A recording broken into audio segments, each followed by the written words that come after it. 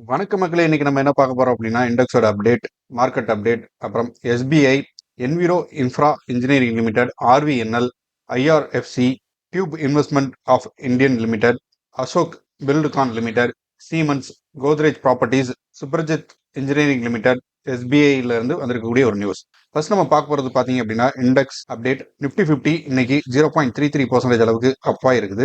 Nifty next 50 0.95% அளவுக்கு அப்பா இருக்குது. நிப்டி மிட் கேப் 150 0.5% அளவுக்கு அப்பா இருக்குது. நிப்டி ஸ்மால் கேப் 250 1.02% அளவுக்கு அப்பா இருக்குது. நிப்டி மைக்ரோ கேப் 250 1.68% அளவுக்கு அப்பா இருக்குது. இன்னைக்கு மார்க்கெட் பாத்தீங்க அப்படின்னா ஒரு பாசிட்டிவ் நோட்ல க்ளோஸ் ஆயிருக்குது. ஒரு 4வது ட்ரேடிங் செஷனா வந்து மார்க்கெட் ஒரு பாசிட்டிவ் நோட்ல வந்து க்ளோஸ் ஆயிருக்குது.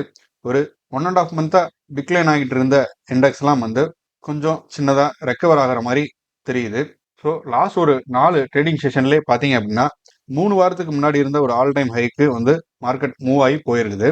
ஸோ மார்க்கெட்டோட அப்டேட் வந்து அடுத்து பார்க்கலாம். நிப்டி 50 இன்னைக்கு ஓப்பனிங்லேயே வந்து ஒரு நெகட்டிவ் ட்ரெண்ட்லையும் அப் அண்ட் டவுன் பார்த்துக்கிட்டே இருந்தாலும் end of the trading session பார்த்தீங்க அப்படின்னா 24,274 அப்படிங்கிற ஒரு லெவலில் வந்து க்ளோஸ் ஆயிருக்குது. 0.33% அளவுக்கு அப் ஆயிருக்குது. நிப்டி பார்த்தீங்க அப்படின்னா இந்த லாஸ்ட் 3வது வார ஹையா வந்து இன்னைக்கு வந்து நிப்டி 50 வந்து அப்பா இருக்குது. நிப்டி 50 பாத்தீங்க அப்படின்னா 80 பாயிண்ட் வந்து அப்பா இருக்குது. அதே மாதிரி சென்செக்ஸ் பிஎஸ்சி சென்செக்ஸ் பாத்தீங்க அப்படின்னா 230 பாயிண்ட் வந்து அப்பா இருக்குது. செக்டார் ஹைலைட்ல பார்க்கும்போது நிப்டி பேங்க் இண்டெக்ஸ் பாத்தீங்க அப்படின்னா 110 பாயிண்ட் வந்து கெயின் ஆயிருக்குது.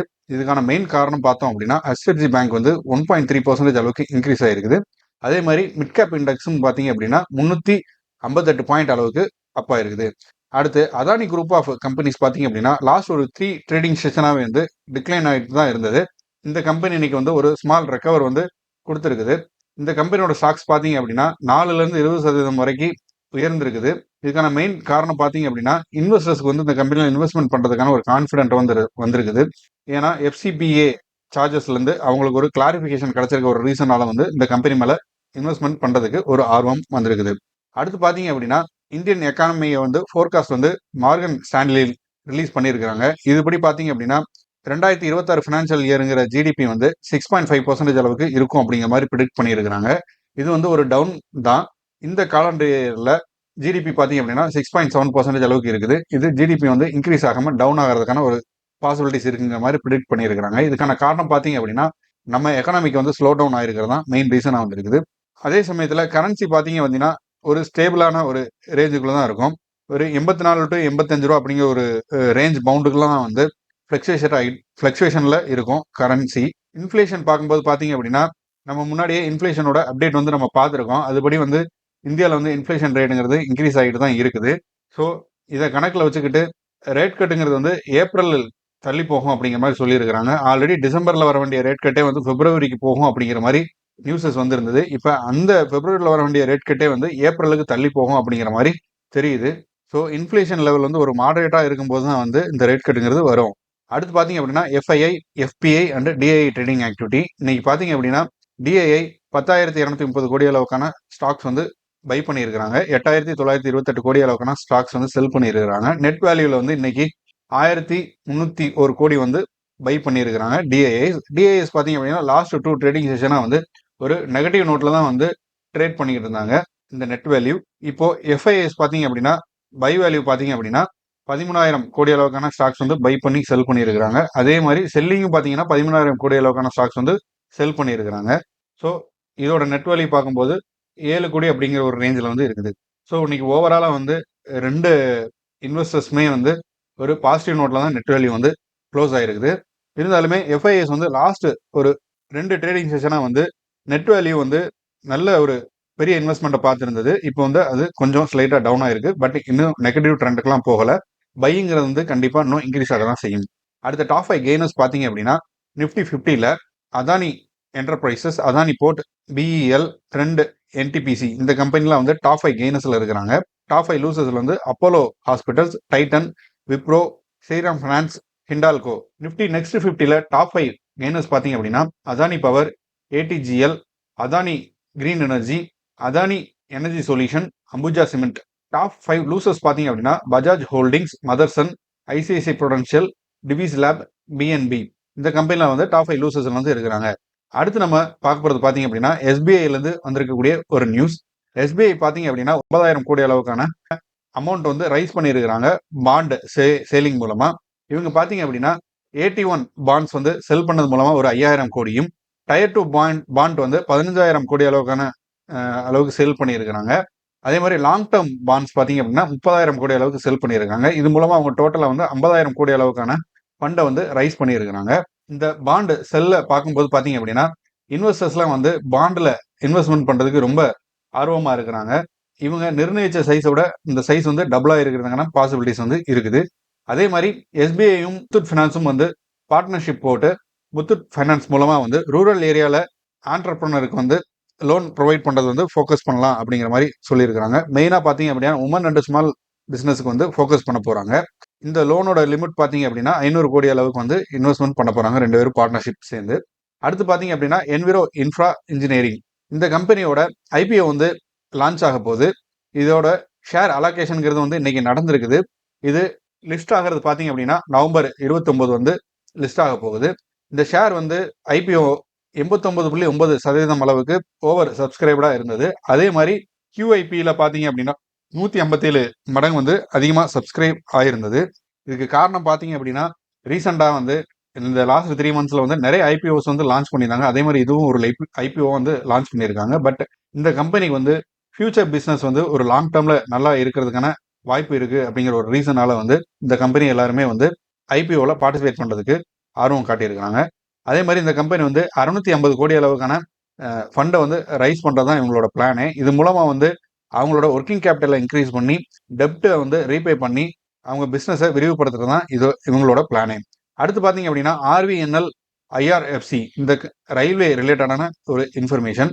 ரயில்வே கம்பெனிஸா இருக்கக்கூடிய ஐஆர்கான் 5% அளவுக்கு அப்பா இருக்குது இன்னைக்கு. RVNL இன்னைக்கு ஒரு 3% அளவுக்கு அப்பா இருக்குது. IRFC 3.4% அளவுக்கு அப்பா இருக்குது இந்த புதன்கிழமை ட்ரேடிங் செஷன்ல. இதுக்கான காரணம் பாத்தீங்க அப்படின்னா RVNL பிளஸ் வந்து ரயில்வே செக்டார்ல இருக்கக்கூடிய கம்பெனிகளுக்கு கிடைச்சிருக்க ஆர்டர்ஸ் தான் வந்து RVNL வந்து 837 கோடி அளவுக்கான ஆர்டர் வந்து இவங்களுக்கு நிறைய ரயில்வே ரிலேட்டடான ப்ராஜெக்ட் மூலமா இவங்களுக்கு கிடைச்சிருக்குது. இதோட எக்ஸிகியூஷன் பீரியட் பாத்தீங்க அப்படின்னா ஒரு 16 மாசத்துக்குள்ள வந்து இந்த ப்ராஜெக்ட்லாம் முடியும். ஸோ அடுத்த 16 மாசம் வரைக்குமே இவங்களுக்கு இந்த அமௌண்ட் ஃப்ளோங்கிறது இருந்துகிட்டே தான் இருக்க போகுது.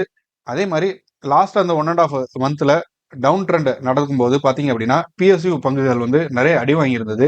அதுல இந்த ரயில்வே ஸ்டாக்ஸான RVNL IRFC எல்லாம் பாத்தீங்க அப்படின்னா 25%ல இருந்து 50% அளவுக்கு வந்து அதோட ஆல் டைம் ஹைல இருந்து டவுன்ஃபால் வந்து பார்த்திருந்தது.